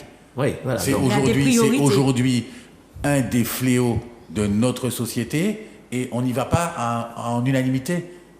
Alors, On se bat pour savoir est-ce qu'on lui a pas trop donné, est-ce qu'on lui a pas donné assez. C'est un fléau. Alors où on combat le fléau et on y met les moyens, où on n'y intervient pas. Mais on peut pas dire, on peut pas avoir deux poids deux mesures. C'est scandaleux. Et puis il y a l'État. On a reçu, excuse-moi juste pour annoncer aussi quelque chose, qu'on avait quand même, avec une autre casquette, on va dire, reçu aussi des ministères qui sont venus. On a fait une visite de l'hôpital. Alors évidemment, ça dépend aussi quelle partie de l'hôpital on fait visiter. Est-ce qu'on fait visiter la partie Rolls-Royce high-tech ou est-ce qu'on monte le service gérontologie où là, c'est assez déplorable, mais où vous apprenez aussi que ce sont des personnes de l'hôpital elles-mêmes qui doivent venir le week-end pour pouvoir mettre de l'encre dans la machine, pour pouvoir imprimer un dossier pour expliquer en fait à un patient qu'il a un cancer ou repeindre eux-mêmes avec les pinceaux. Ça, je me permets de parler à leur place parce qu'évidemment, ils vont pas forcément oser le dire non plus. Donc il y a des besoins aussi fondamentaux qui ne sont pas faits. Même quand les ministres viennent aussi, mais parce que les ministres, en fait, c'est une autre sphère. Ils attendent que les Martiniquais se responsabilisent de la même façon que la Guadeloupe le fait. On peut dire ce qu'on veut de la Guadeloupe. Quand il s'agit de défendre la Guadeloupe et un ministre qui arrive, ils se mettent ensemble, peu importe les différends, on en parlera après, et ils se mettent ensemble et ils parlent au nom des Guadeloupéens. Il faudrait qu'on fasse pareil. voilà, donc On est pas prêt. ça n'empêche que la CTM puisse intervenir. Ça n'empêche pas, je reviens sur un point crucial sur la santé. Aujourd'hui, et ça fait 30 ans qu'on dit la même chose, la MENA n'est pas antisismique. Ce qui veut dire que le jour où on a une catastrophe majeure, ceux qui par chance ne sont que blessés, ils sont morts. Ils sont morts puisqu'on perd la MENA. Ils sont morts. Donc on va doubler le nombre de morts uniquement parce que personne ne dit, il existe aujourd'hui un procédé qui nous permettrait de ne pas reconstruire la MENA, mais de le sécuriser pour que le jour où on a un séisme majeur, qu'on puisse garder au moins 3/4 de la MENA fonctionnelle. On ne fait pas l'investissement et personne n'en parle. Je ne l'ai vu dans aucun programme. Alors, nous qu'a fait y'en a l'autre, nous qu'a fait demain, nous qu'a une Martinique ensemble, etc. Pas ni. Et là, on parle de risque majeur. Le pauvre qui a échappé au tremblement-de-terre, qui arrive à la MENA, Prochain cyclone. et qui a trouvé anti-confetti, mais il n'est pas sauvé. Ça n'a pas de sens. Ça fait 30 ans qu'on sait ça. Et on va attendre le jour où il y a le tremblement de terre pour venir dire mais c'est la faute de l'État. D'accord. Donc je crois que Le discours est récurrent. je crois qu'il faut foncièrement changer les mentalités. Il faut qu'on revoie un petit peu nos mentalités parce qu'on est devenus des personnes avec la bouche ouverte et on attend que tout vienne de l'autre côté. Il faut qu'on se prenne en main. On n'arrête pas de parler de lignage, je suis d'accord, mais il faut que les Martiniquais se mettent ensemble pouvoir discuter et faire les choses. Okay. Il y a que nous qui pouvons faire des choses pour nous. Il y a trop de dossiers qui sont de la compétence de la CTM, hein, et alors que c'est l'État qui s'y mêle pour pouvoir régler le problème. Et ça, c'est pas normal. On a aujourd'hui un panel d'outils et de compétences qu'on nous a donnés à la CTM, à la Martinique, pour pouvoir faire les choses, on ne les utilise pas. Et c'est l'État qui prend le relais, ou qui se substitue à telle ou telle décision. Et ce n'est pas normal. Est-ce que, M. Ajouk, je peux rappeler à nos amis téléspectateurs qui sont là en train de nous regarder, et surtout d'écouter avec une oreille attentive, vous présenter à nouveau, alors, M. Daniel Ajouk, qui est tête de section centre. Oui, je suis la tête de section centre, oui. Et juste à côté, nous avons Madame Gressier-Charlotte, tête de section Fort-de-France. Et puis, alors je vais essayer de dire le nom sans regarder la feuille, Madame Zébo-Jourdan-Rosemonde. J'ai bien dit. C'est si difficile à dire. Bravo Jean-Jacques Toussaint. Bravo Jean-Jacques Toussaint. Qui est donc tête de section du côté du Nord. Alors, j'ai vu, alors je ne sais pas si je peux le lire, j'ai vu quelque chose, partager sa voiture pour résoudre les problèmes de transport. Ça, c'est pour faire grandir les Martiniquais. Oui. Partager sa voiture pour résoudre les problèmes de transport. Mais si vous n'avez pas envie de partager le Toyo. Donc, nous n'avons pas de solution. Changeons les mentalités. Donc nous n'avons pas de solution. Changeons les mentalités. Là, vous avez ça dans le programme, mais comment vous faites pour accompagner ces personnes? On va vous expliquer extrêmement simple. Allez-y. Donc il existe une application que peuvent télécharger tous vos téléspectateurs, ils vont en prime time, qui s'appelle Noula, qui est le top stop en temps réel. Donc si vous n'ouvrez pas votre porte aujourd'hui et si on ne diminue pas d'un tiers le flux de voitures, nous n'avons pas de solution pour le transport. Comment s'appelle l'application? Noula. Donc c'est une application martiniquaise, oui, une application martiniquaise qui est en ligne, Android, machin, etc., qui marche. Ça y est, qui est sorti il y a 15 jours. Juste quand c'est marrant, hein, quand on a fait le programme, le gars il a fait l'application. Rigolo. Donc si on ne fait pas ça, on ne résout pas le problème de transport. Deuxième chose, on décale les horaires d'embauche des entreprises, on gagne un tiers. On met 2 ferries, un nord, un sud, on gagne un tiers. Mais on ne va pas refaire de route. Comme je vous disais, on a mis 200, 300, 400 millions sur les 10 dernières années. Nous n'avons fait aucun progrès sur le transport. Les embouteillages sont pires que ce qu'il y avait il y a 20 ans. Donc on voit bien que la direction dans laquelle on a été n'est pas bonne. On ne va pas leur lancer la pierre parce qu'ils ont, à cette époque-là, pensé à ces solutions-là et que c'est des solutions qui pourraient marcher. Or, au moment où ils ont pris la décision et au moment où ils l'ont mis en place, il s'est passé 20 ans. Donc, la décision, au moment où ils l'ont mis en place, elle est obsolète. Alors, ouais, on a bien compris ça, mais on a d'autres sujets. Il y a tellement de choses. Oui, mais on n'est pas arrivé les manies, hein. Je vous ai dit, hein. C'est pas les autres listes. Est-ce que vous pensez... On parle de transport. Alors, allez-y, parce que j'ai on parle de transport. La solution qu'on apporte est une solution qui peut être pérenne et qui c'est vraiment une très bonne idée. Alors, je dirais que le problème du transport, il se situe surtout sur le territoire de la CACEM. Moi, j'ai travaillé dans le transport. Je fais partie de l'équipe qui a monté Sudlib, dans le Sud, le transport du Sud, Unité Sud. Et c'est une question d'organisation. Je n'arrive pas à comprendre qu'on ait des blocages, des grèves dans le centre, alors qu'il y a un cahier des charges qui est clair. Qu'il y a un cahier des charges. Vous avez une délégation de service public, vous avez un cahier des charges qui est clair, il y a un service minimum qui doit exister, il ne devrait pas y avoir de gens sur le carreau. Des mamies, votre mère, la mienne, qui soient au soleil, en train d'attendre que quelqu'un veuille bien la prendre. Elle est bien embarquée pour l'emmener chez elle. Et ça, c'est pas possible. Vous avez un transport qui fonctionne très très bien dans le sud, mais on n'est pas dans une agglomération qui est aussi dense que dans le centre. Et dans le centre, on devrait trouver des solutions. Alors TCSP, oui, mais c'est pas suffisant. Parce qu'on a bien vu, non seulement il a coûté énormément d'argent, il n'a pas démarré en temps et en heure, et on se retrouve avec le même problème d'embouteillage à Fort-de-France. Ils en ont fait l'expérience. Qu'on compte le nombre de personnes dans leur voiture, seules, en se mettant sur un pont, sur l'axe entre Lamentin et Fort-de-France, Ben non, c'est pas possible. Alors on fait un TCSP, on a des parkings qui ne sont pas capables non plus d'engranger toutes ces personnes, et les gens ne veulent pas y aller. Donc il faut changer les mentalités. Il faut aussi changer les mentalités. Et développer le transport maritime. D'où nous là. Donc, là. Nous là. D'où nous là. Nous, là. Mais Voilà, c'est le transport une maritime, transport il y a plein- maritime. il y a plein de choses. Alors, puisque justement vous parlez de transport maritime, nous sommes bien sur une île. Voilà. Oui. Donc, est-ce que nous exploitons suffisamment tout ce qui est plan d'eau? Pas du Ah tout. non. Et Pas ça du peut être une richesse, non? Bien Mais sûr. ça fait C'est 30 une ans qu'on en richesse, parle. C'est une richesse, mais qui n'est pas exploitée. Mais je vous pose la question. Mais où est passée l'aquaculture? Où est passée l'aquaculture? Même le transport. Vous avez pas posé la question à Miguel Aventure quand vous l'avez vu? Vous lui avez pas dit où est poisson pilote? Où sont tes grandes idées? Elles sont où?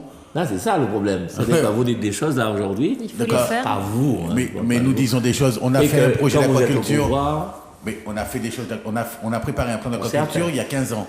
Et puis on l'a laissé tomber. On l'a laissé tomber purement et simplement. Le transport maritime, le transport de matériaux entre Saint-Pierre et Fort-de-France.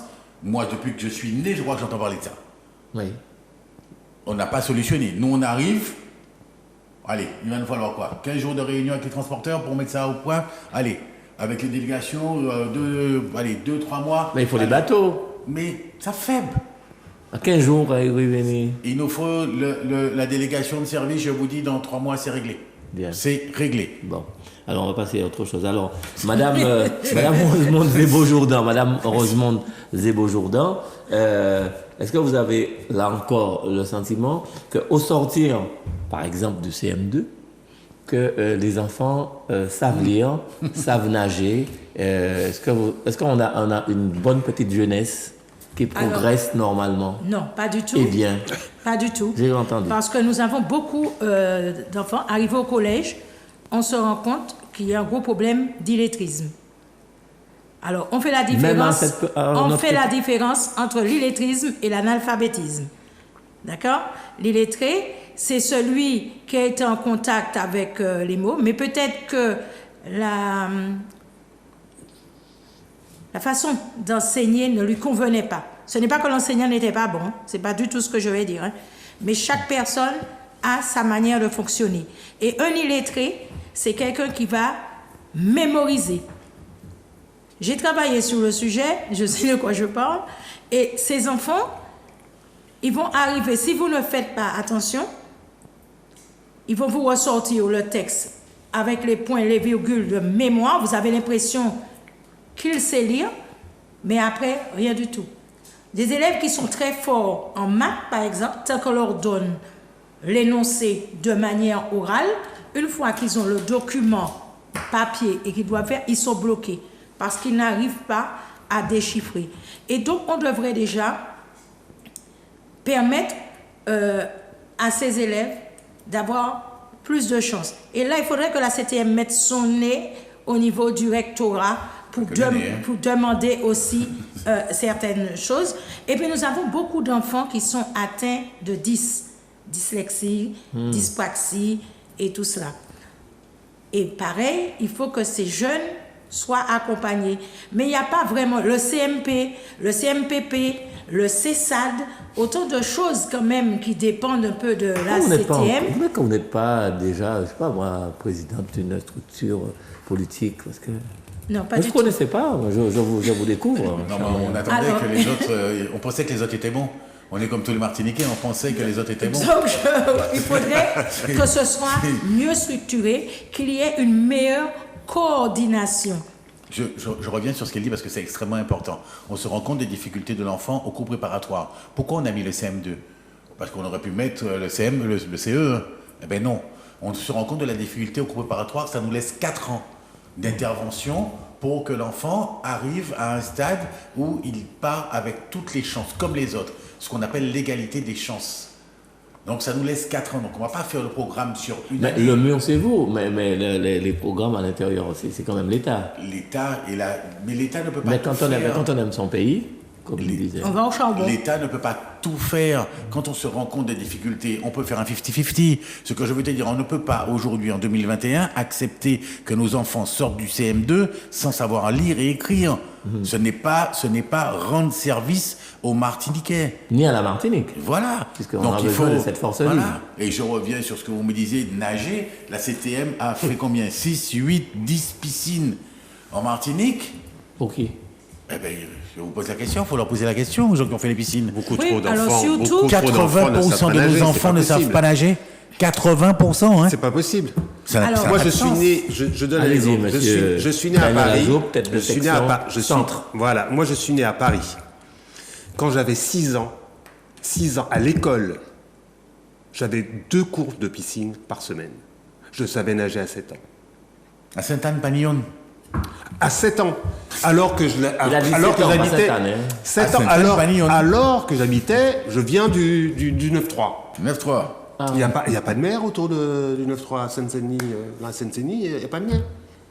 Non, mais c'est à nager. Pourquoi ça ne se fait pas systématiquement dans- Mais vous êtes là, vous en parlez, ça veut attends. dire que vous prévoyez ça quand même. Mais dans à le programme. à la rentrée, c'est fait. Il C'est faut dans le que- programme, c'est fait. Des solutions immédiates et pratiques pour améliorer l'existant. Des Bon, classes de mer, il y a des classes de neige, en France dès le cours moyen 1, du cours moyen 2, il devrait y avoir des classes de mer ici aussi.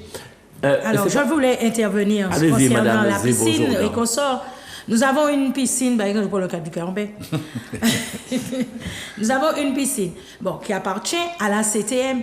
Mais il faut voir, c'est la croix et la bannière entre la convention assignée. On est déjà pratiquement. La piscine a commencé pour les enfants quasiment au mois de mars, pour l'année scolaire 2020-2021. Oui. Alors pourquoi? Parce que entre le temps où ça monte, il faut redescendre, il faut signer la convention, c'est là que ça pose problème. Digitalisons. En plus de cela, maintenant quand les écoles vont à la piscine, on demande qu'il y ait des parents accompagnateurs, que les parents passent un petit examen et tout.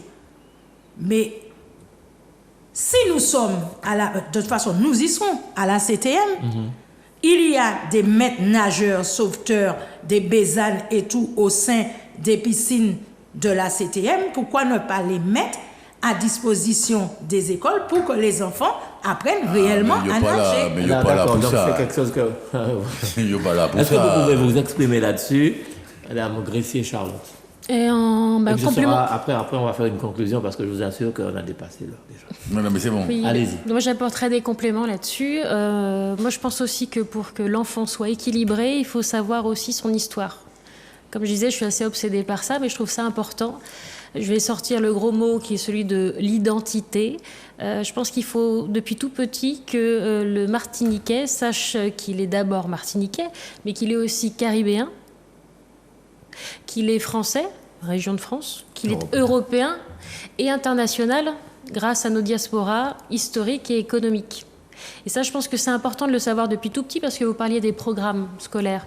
Alors, c'est peut-être de la compétence de l'État, mais comme bien souvent, moi, j'ai déjà été en contact avec des ministres ou des gens qui travaillent dans les ministères, et notamment le ministère de l'Éducation. Souvent, ce sont des gens des énarques, Sciences Po et tout ce que vous voulez, mais qui ignorent l'histoire des territoires, qui sont parfois même spécialisés, conseillers pour l'outre-mer, même au niveau de l'Élysée parfois, mais qui ne savent pas qu'il y a une communauté, par exemple indienne en Martinique et en Guadeloupe. C'est très grave. Donc imaginez pour la constitution des programmes comment ça se passe. Donc nous, il faut aussi qu'on puisse faire une sorte de lobbying aussi assez pacifique où on dit écoutez, refaisons les programmes d'histoire ou en tout cas complétons les programmes d'histoire à partir de notre histoire multisituée. Voilà. Voilà, donc nous sommes au terme de l'émission. Je rappelle, vous venez de vous exprimer, Oui. que vous êtes Charlotte Gressier, donc tête de section sous Fort-de-France. On est bien d'accord? Oui. Alors, votre conclusion, parce que ça sera tour de rôle. Alors, vous vous adressez à Martiniquais directement. Allez-y, on vous écoute. Bien écoutez, je pensais que vous êtes légitime parce que vous êtes martiniquaise et martiniquais et faites-nous confiance parce que je sais qu'on vous a beaucoup menti. À nous aussi, on a dit non. Donc votez le 20 juin pour Guy Ferdinand, pour la Martinique qui avance et vous voterez pour vous-même, tout simplement. Politiquement votre, merci. Juste à côté, Daniel Ajoup. Alors, je rappelle que Daniel Ajoup est tête de section centre. Oui. Et il y a plein de choses, hein. On n'a pas pu parler de tout, mais il y a plein de choses. Effectivement, mais oui. peut-être que dans ce temps... Non, mais vous les verrez. L'avantage avec nous, c'est que vous les verrez. Bien. Alors, votre conclusion, vous avez Alors, une seconde. Martiniquais, Martiniquaises, chers compatriotes, l'heure est venue qu'on puisse avancer, qu'on puisse changer de main. Il y a des bonnes choses qui ont été faites, mais il y a aussi beaucoup de choses qui sont en suspens et qu'on pourrait encore faire pour améliorer notre quotidien, votre quotidien. Donc, la Martinique Avance vous propose un renouveau. Donc, le 20, n'hésitez pas, votez Guy Ferdinand. Merci, M. Daniel Ajoub, tête de section centre, et puis Mme Rosemonde Zébo-Jourdan, tête de section, tête de section nord. Alors. Pragmatisme, vérité, dynamisme au service de la population martiniquaise. Exactement. Votre Alors, conclusion? Pour nous, moi je dis Martiniquaise, Martiniquais, aujourd'hui, vous avez la possibilité de prendre votre devenir en charge. C'est avec vous que nous ferons la Martinique de demain. Ne ratez pas le coche. C'est vraiment une opportunité. Donc le 20 juin, votez et faites voter Guy Ferdinand, la Martinique Avance, et vous verrez le changement. Madame Rosemonde Zébo-Jourdan, tête de section du côté du Nord, et puis hérité d'hier pour conduire rapidement demain. Hérité d'hier pour conduire rapidement demain. Monsieur... N'oubliez pas de rapidement, hein. Non, parce que là, j'ai bien entendu, vous rappelez-moi l'autre fois. Monsieur Guy Ferdinand, donc votre conclusion, et puis encore merci pour avoir accepté cette invitation. Merci à vous. Non, mais merci à vous pour l'invitation. Merci à vous d'éclairer la lumière de chaque Martiniquais qui aura une décision importante à prendre le 20. Il faut qu'ils sachent que quand ils voteront pour la Martinique Avance, ils s'engagent, eux aussi, à faire des efforts pour qu'elle avance vraiment et rapidement. Donc, choisissez avec quelle main, celle du cœur ou une autre si vous voulez, mais mettez le bon bulletin et vous verrez le résultat. Alors tout le monde va vous promettre monts et merveilles, nous on vous promet de vous mettre au travail, de vous faire des conditions un petit peu meilleures, pas vraiment, c'est pas le paradis qu'on va vous faire, mais on va essayer de vous améliorer votre quotidien et c'est l'engagement que nous prenons devant Jean-Jacques aujourd'hui. Comme ça, il sera témoin, il pourra dire si dans ces temps on a été bon ou on n'a pas été bon. Bien. Des solutions immédiates et pratiques pour améliorer l'existant. Rapidement. Non, pas ni rapidement. Hérité d'hier pour conduire rapidement demain. Absolument. Merci Charlotte Gressier de Fort-de-France, tête de section Fort-de-France. Merci. Merci Monsieur Daniel Ajoub, tête de section Centre. Oui. Ah, j'ai bien dit. Tout à fait. Merci Rosemonde Ajoub. Rosemonde. Merci Rosemonde Zébo-Jourdan du Nord. Vraiment merci de vous avoir accueilli. En plus, très sympathique et je sens cette détermination chez vous. Et bravo, merci. Et il le faut. Vous l'avez pas senti chez les autres. Il est faux, il le faut.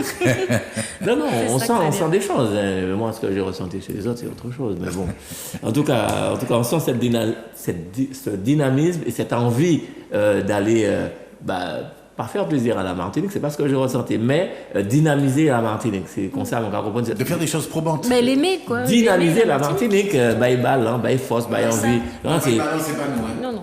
Non, faut y aller. Ah non. Bail balle, c'est une troupe, mais bon, c'est pas grave. En tout cas, Monsieur Guy Ferdinand, merci pour cette bonne humeur, et à vous tous aussi d'ailleurs. Je rappelle que Monsieur Guy Ferdinand est tête de liste de La Martinique Avance, et c'est politiquement votre.